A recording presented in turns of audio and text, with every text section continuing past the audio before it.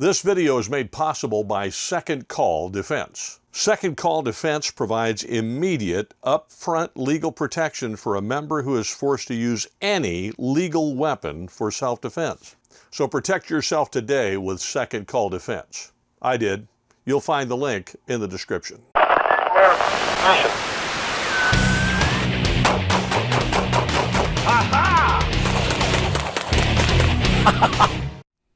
Hi, I'm Joel Persinger. I'm the Gun Guy. Thank you very much for all of your support of GunGuyTV.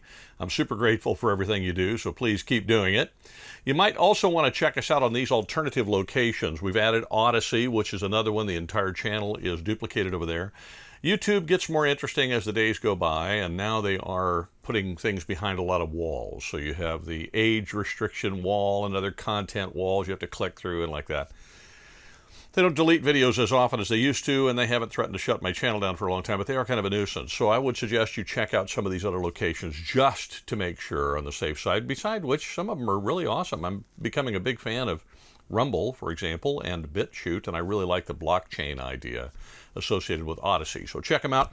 You might also check out the GunGuyTV Firearms audio podcast. It comes out twice a month, and it's available on your favorite podcast player. Okay. Just recently, I got this really cool phone call and email from a company called Matrix Bullets. They're actually out of British Columbia, Canada, I think. Nice people. Everybody in BC is friendly. I've been up there once before to go skiing, and it just seemed like everybody was really nice. And I loved them on the phone, too. They're really nice. They're active hunters, love to go hunting. They do some guiding and so on. And so they wanted to start creating their own bullets just because they felt like they could do it better. Now, I'll leave it up to you as to whether they did it better or not. Right now, as far as I know, they're only producing bullets for 9mm pistol, but they did send me some. They are an interesting design. They're all copper, obviously, so they're turned and machined rather than cast. Come in a nice little bag like this in one of these boxes. There's 50 rounds. So I thought I would take them out and give them a shot at the range. I'm not a ballistician, or however you say that, ballistics expert, so I just did the best I could as an active hunter and a guy who carries a gun all the time.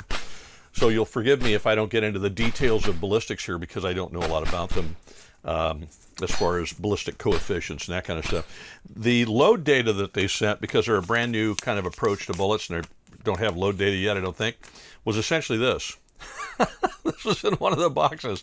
It says 113 grain hollow point 9mm, and it gave me an overall length, which is great. That's kind of all I needed.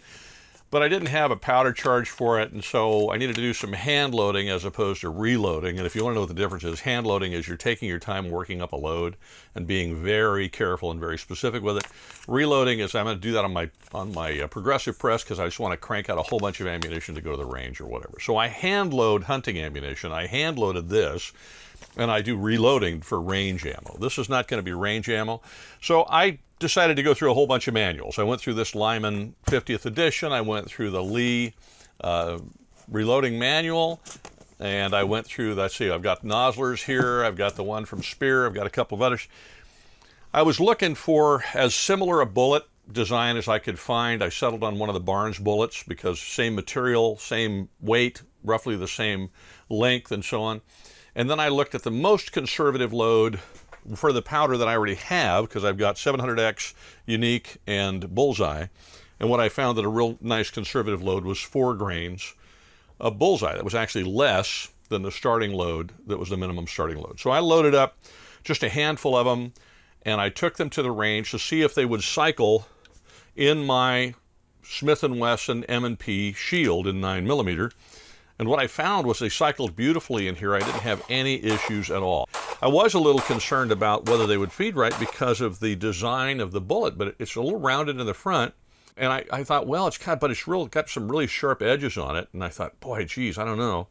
But it had no trouble feeding them at all. So I loaded up a whole bunch more with 4.3 grains, and I took those to the range. My buddy Pete and I went out to the Adair Range in Arizona. We put some steel out there and some other targets, and I just banged away at it in my CMMG 9mm AR. I picked up a couple of them afterwards that Pete saw laying around, and it was interesting looking at the expansion was absolutely perfect. I mean, it was virtually identical on both of them. Now, that's up against steel. That's not going through ballistic gelatin or some sort of testing media. If you're not a reloader, when you look at reloading data, just to open this up, in case you want to know, I'm not going to teach you a reloading class, but I will show this to you. If I go find 9mm, which is in here somewhere the other way, and that's what these are. That's 9x21. That's not helping me any. There you go, 9mm Luger.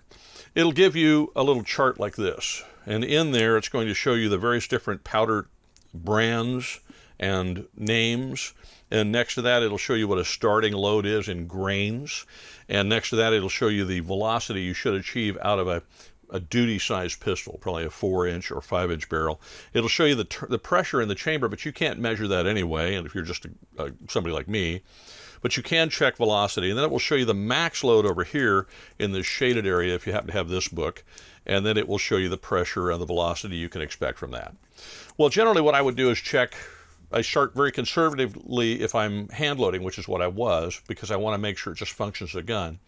And then I'll gradually move that load up, staying within the minimum and maximum loads on the chart. I don't want to go beyond that. I have all my digits. I have both eyes. I have my nose. I'd like to keep all those things by not blowing up a gun. So I was very cautious with this. The maximum load, the starting load for unique on this, 4.3 grains was the starting load. I started at 4 grains just to be more conservative and then moved up to 4.3. And the don't go beyond it load is 5.3 grains. So what I've done now is I very diligently loaded, what is that, 24 of them. I don't know why I picked 24. But I loaded 24 of them at 4.8 grains, and I measured specifically the charge in each one. I've been very specific about making sure the bullets are seated consistently, that the flash holes are the appropriate size, that the brass is all trimmed to exactly the same size, and so on. And I'm going to take these out and run them again. And then once I have an ability to check velocity, then I'll do a follow-up video on these and check velocity for you. But I do urge you to check them out. You know, I like these new companies that are trying to get off the dime because they can be extraordinarily innovative, and these folks absolutely seem to be. This is a bullet design that I think is really intriguing, and I did like the fact that even hitting the steel, these things are so uniform in their expansion. I'm really curious to see what happens as the petals come out in some sort of ballistic media. By the way, they are extremely consistent. I got my caliper out, and this one and a digital caliper I've got, and measured them, and I find the dimensions were right on. I just found that instead of 113 grains, it was about 113.3 or so. It was just a little bit over 113 grains in weight. But other than that, they were extremely consistent. And as you can see, they've run really, really well so far. So then it's a matter of performance. How would they perform in a self-defense situation? Again, I'm not a ballistician. But if you just look at what the FBI says and then you test it in some sort of ballistic media, you get a general idea. And that's what we're going to try to do with the next video for them. In the meantime, the link is in the description. Check them out. Matrix Bullets. As I said, I think at the moment, what they're making is 2 or 3 different kinds of 9mm bullets, some for the range, some for self-defense, and so on. But in speaking with them, since they're avid hunters and guides and so on, I know they do have apparently an intention to start building some hunting bullets for your rifle and perhaps for your handgun.